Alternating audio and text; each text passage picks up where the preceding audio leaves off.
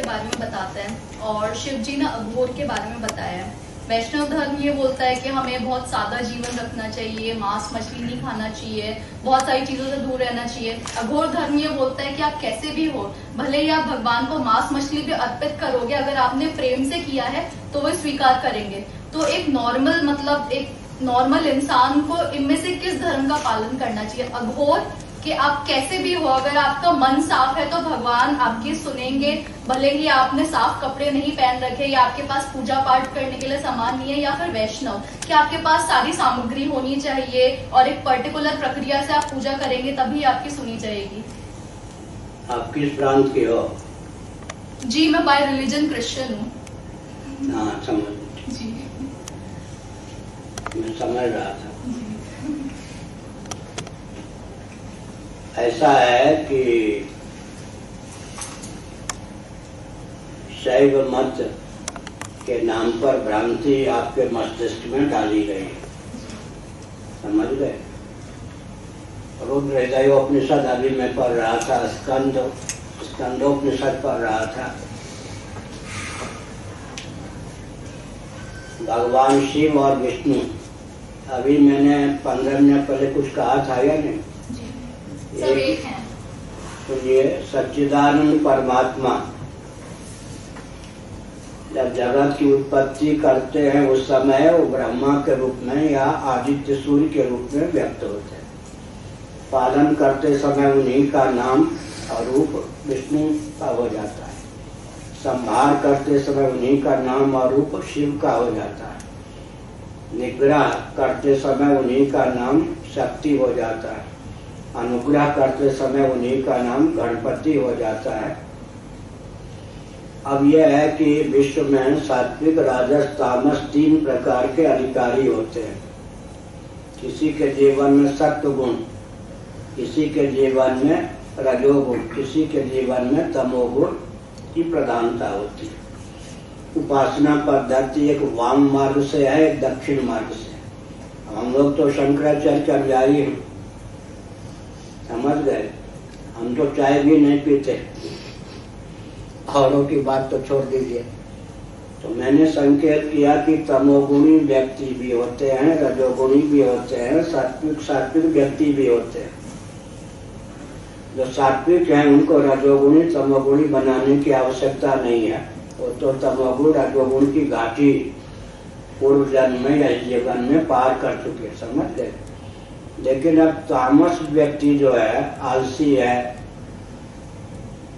सीधी बात अगर मैं बोलूं तो मध्य मैथुन के बिना नहीं रह सकता। आहार, निद्रा, भय, मैथुन, ये 4 चीज है ना।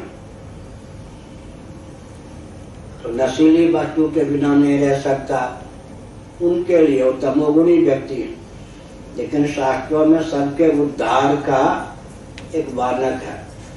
हमने बताया था कल, जैसे सॉलिड पहले लिक्विड होता है फिर गैस होता है, एक सामान्य नियम। मैग्नीशियम के तार को जलाओ तो सीधे सॉलिड से गैस बन जाता है। लिक्विड वाली जो दशा है बहुत सूक्ष्म है उसकी। ऐसे कल मैंने कई वृक्षों का उदाहरण लिया, बट, पीपल, पाकर इत्यादि। बिना पुष्प के ही इनमें फल लग जाते हैं, लेकिन नियम यह है कि बिना पुष्प के फल लग नहीं सकते। अंतर्गर्भित इनमें पुष्प होते हैं, ये माना जाता है। अब तमोगुणी व्यक्ति को रजोगुणी बनाना, सीधा वो सत्वगुण तक नहीं पहुंच सकता है।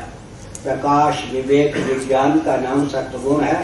हलचल, क्रिया का नाम रजोगुण है। निद्रा, आलस्य, प्रमाद और स्त्री संपर्क की लोलुपता, आलस्य, ये सब तमोगुण का लक्षण है। ऐसी स्थिति में हमारे यहाँ परिसंख्या है। परिसंख्या विधि का अर्थ होता है, कोई चेन स्मोकर है, कल्पना करो कि 50 सिगरेट रोज सुलगाता है। उससे अगर कोई कहता है कि 5 सिगरेट या 10 सुलगाया करो, उसका अभिप्राय यह है नहीं कि सिगरेट पीने का विधान कर रहा है। उसका अभिप्राय है कि 50 जो सुलगाते हो 10 तक ले आओ, 5 तक ले आओ, भविष्य में बिना सिगरेट पिए बिना रह सको, ऐसा बल और वेग उत्पन्न करो। इसी प्रकार से जो वाम मार्ग है उसमें व्यवस्था की गई जिसके बिना आप जिसमें रचे पचे हो, जिसके बिना आप रह नहीं सकते। जैसे कोई रोगी है, वो कुपथ खाए बिना रह नहीं सकता, तो वैद्य क्या करते हैं, उसमें वो चीज डाल देते हैं जिससे उसका हठ भी पूर्ण हो जाए, वो सामग्री उसके लिए मारक न हो। कल मैंने उदाहरण दिया था, जैसे आप घुइया अरबी बोलते हैं ना, अरबी उत्तर प्रदेश में, ये कौन सा प्रांत है? पंजाब। हमारा उत्तर प्रदेश से उधर से आए हैं, पंजाब है, अरबी की सब्जी बनाते हैं, जिमीकंद की सब्जी बनाते हैं या नहीं? अब सब्जी बनाने वाले जानते हैं कि उसमें जिमीकंद में जीभ काटने की क्षमता है, गला छेदने की क्षमता है, उसको खटाई आदि के द्वारा क्या कर देते, निरस्त कर देते। पेट आदि के लिए बहुत पौष्टिक है, बढ़िया है, शोधन करते या नहीं? किस सब्जी में अजवाइन के छोंक डालें, क्या डालें, किसी में मेथी डालते हैं। तो जैसे सब्जी बनाने वाले, भोजन बनाने वाले क्या करते हैं, उसमें जो मारक अंश है उसका शोधन कर लेते हैं।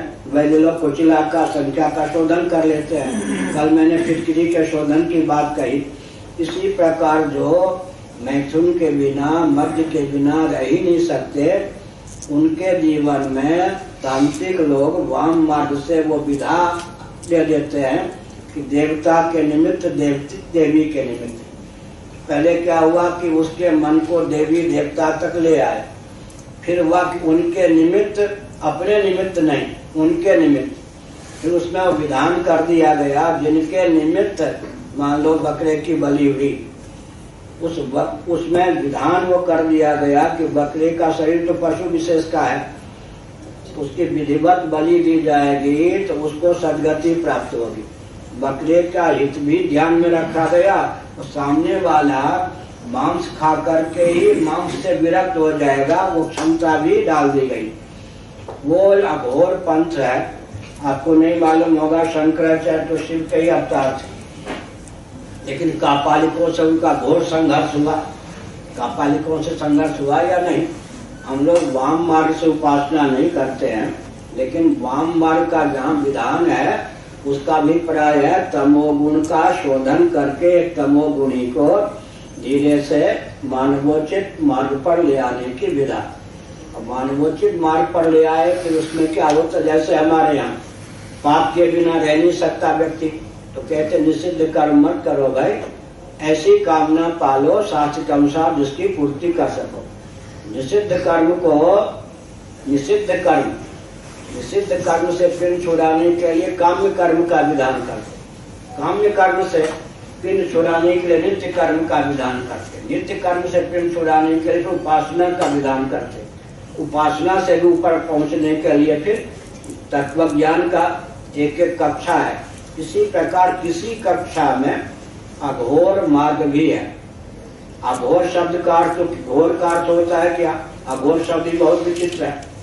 घोर का अर्थ होता है रजोगुण, अघोर का अर्थ होता है शुद्ध।